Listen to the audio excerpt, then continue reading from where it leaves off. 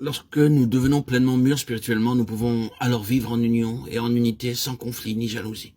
Lorsque nous sommes spirituellement des bébés, nous nous querellons pour des petites choses, comme le faisaient les croyants de Corinthe, qui se querellaient et disaient du mal les uns des autres.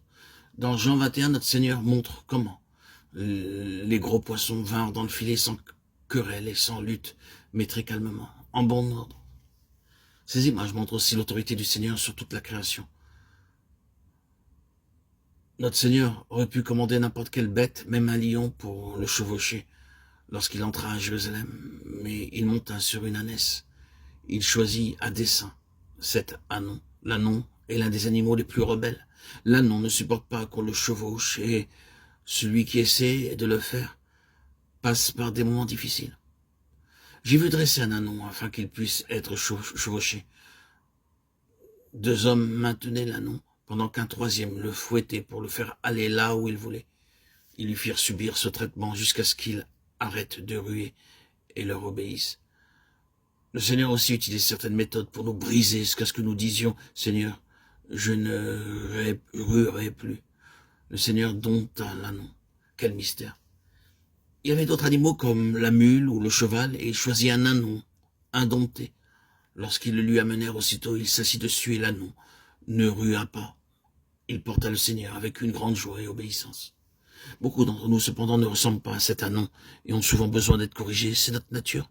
Nous sommes tellement obstinés, nous ne nous soumettons pas facilement à la voix de Dieu. Nous voulons seulement qu'il nous bénisse et nous délivre de nos difficultés. Lorsqu'il vient pour faire sa volonté, nous ne voulons pas. Nous voulons que seule notre volonté soit faite.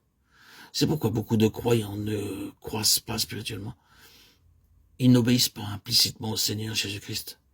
Maintenant, avec quelle joie et quelle humilité l'ânon portait le Seigneur Jésus-Christ. Cette fois, le Seigneur Jésus montre à ses disciples que s'ils veulent être ses vrais disciples, ils devront devenir comme cet ânon.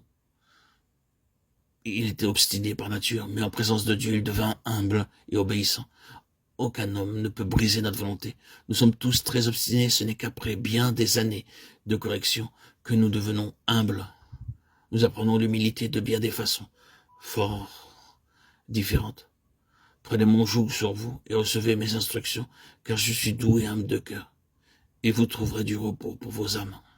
Matthieu 11, 29. Un joug est utilisé pour 2 bœufs de trait pour tirer ensemble la charrette ou la charrue. Le Seigneur veut que nous soyons ses partenaires, comme les 2 bœufs sous le même joug. Comme ces bœufs, nous devons être humbles. Lisons Éphésiens 4, 2 à 7, 1 Pierre 5, 5, 6, Philippiens 2, 5 à 8. Là, l'humilité et la douceur vont ensemble. Il y a différentes sortes d'orgueil en nous tous. C'est pour cela que nous trouvons qu'il est dur d'obéir implicitement au Seigneur. Le Seigneur doit briser notre orgueil de bien des manières. Parfois, il nous faut des reproches et brise ainsi notre orgueil. Une fois qu'il nous a fait les reproches, nous comprenons. Quelquefois, il permet beaucoup d'échecs pour que nous soyons brisés. D'autres fois, le brisement vient par la maladie.